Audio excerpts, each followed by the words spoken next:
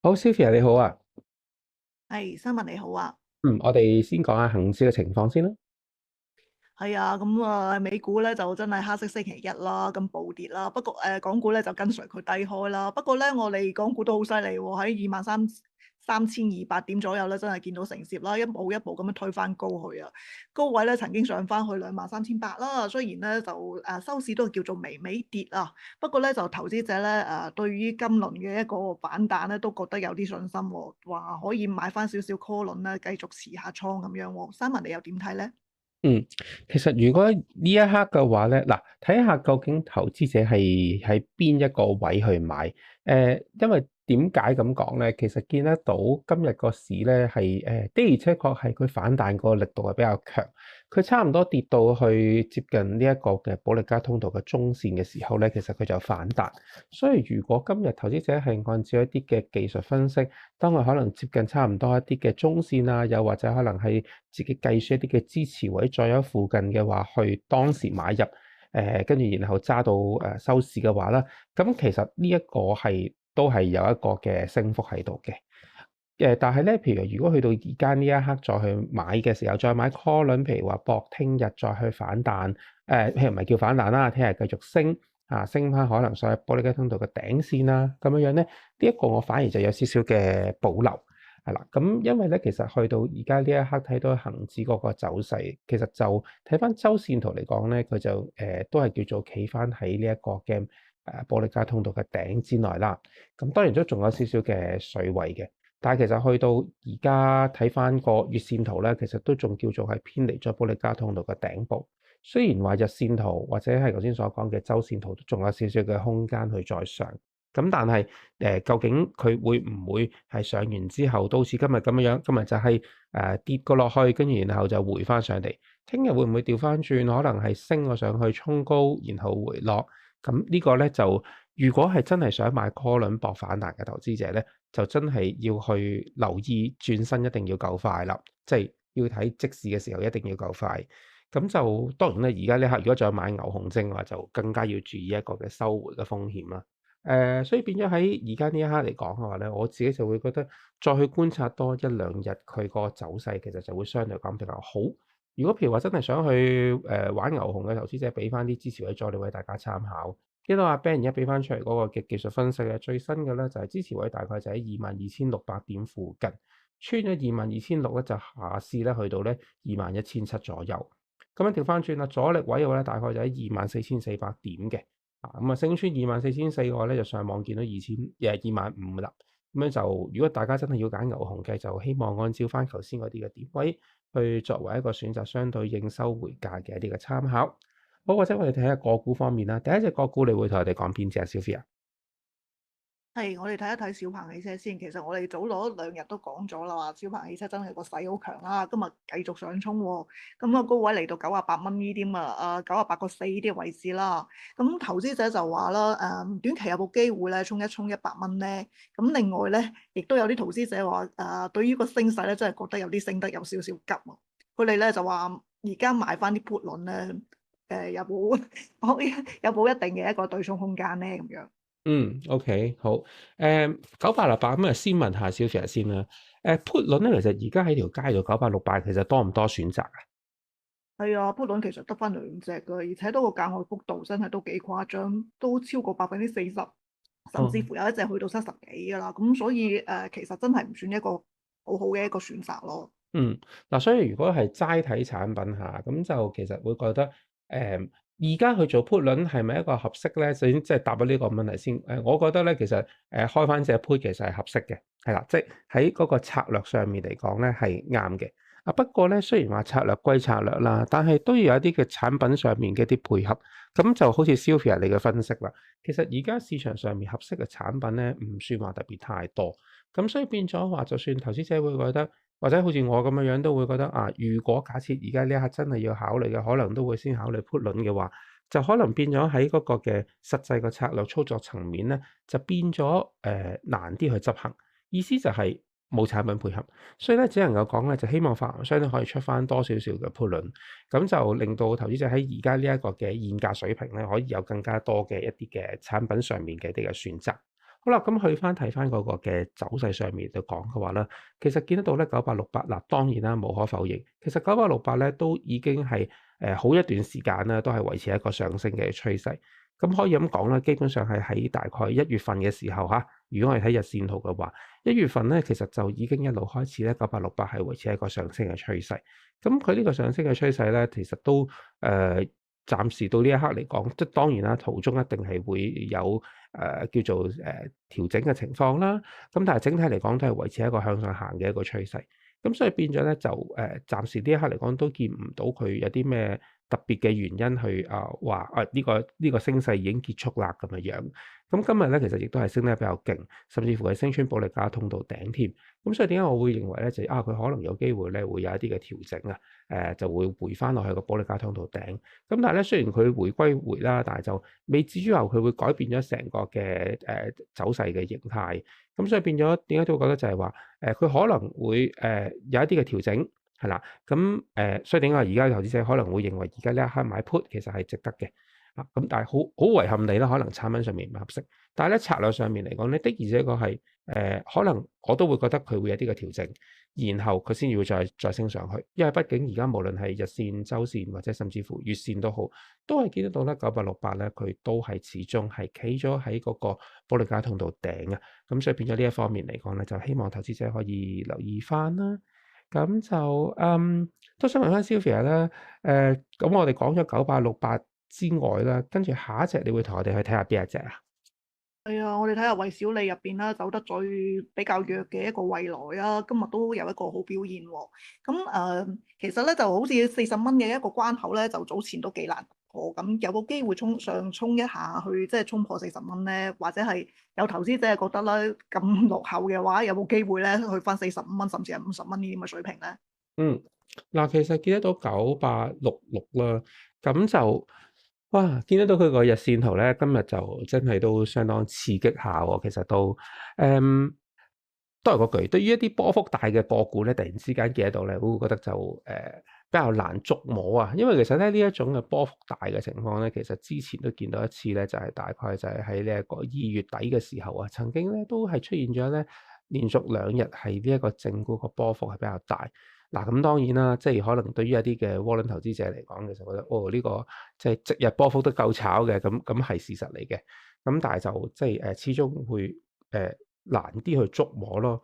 咁好啦，如果講翻佢嗰個嘅走勢上面嚟講嘅話咧，其實見得到咧就係9866啦。暫時呢一刻嚟講咧，雖然今日佢真係升得好強勁，甚至乎咧就而家個收市價咧都係喺個保力加通道嘅頂部之上。咁就如果睇翻週線圖嘅話咧，或者係睇翻月線圖咧，其實佢距離嗰個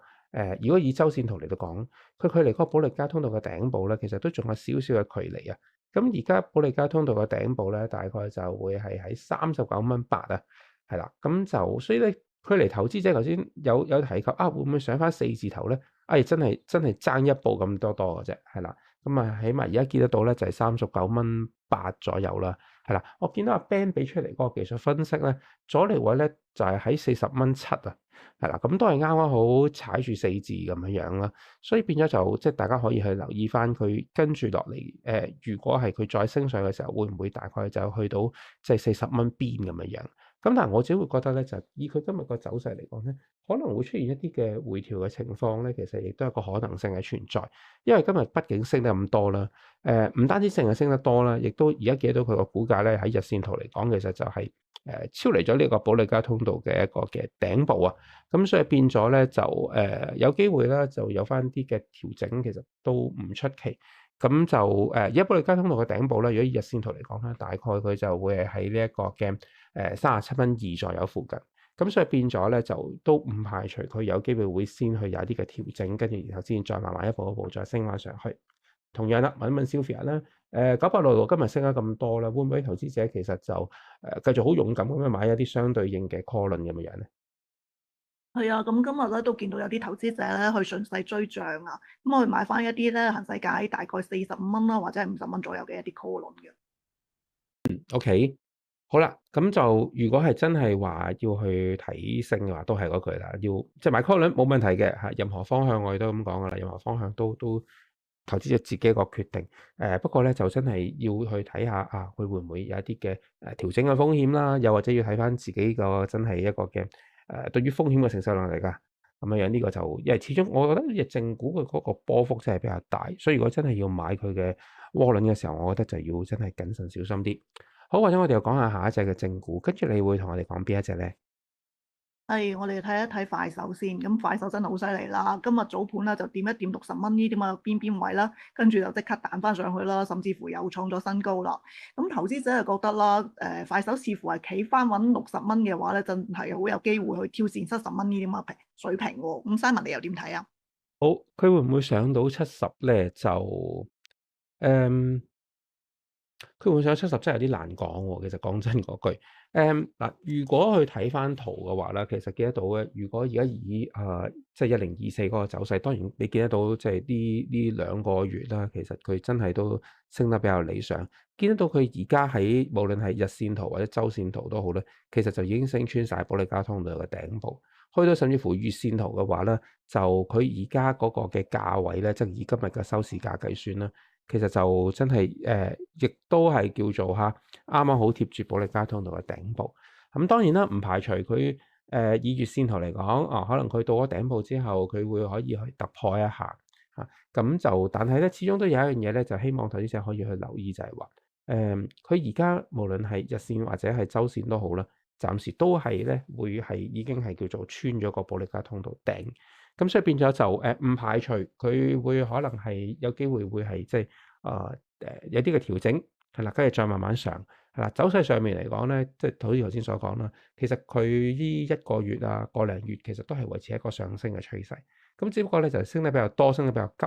咁所以當去到一啲穿咗技術，即係譬如佢到升穿咗保利加通道嘅時候咧，咁我都會擔心就係或者有個疑問啦，就係話佢會唔會升穿咗嗰個通道頂之後咧，然後會有一啲嘅調整。咁所以呢一方面咧，就希望投資者可以去留意翻睇下佢會唔會咧先有一啲嘅調整啦，然後就先再慢慢一步一步咁去上嘅。係啦，咁都想問翻阿 Sylvia 啦，就係話喺投資者方面啦，特別係啲衍生品嘅投資者，佢哋呢一刻佢哋又會唔會繼續去買1024嘅 call 輪咁樣樣咧？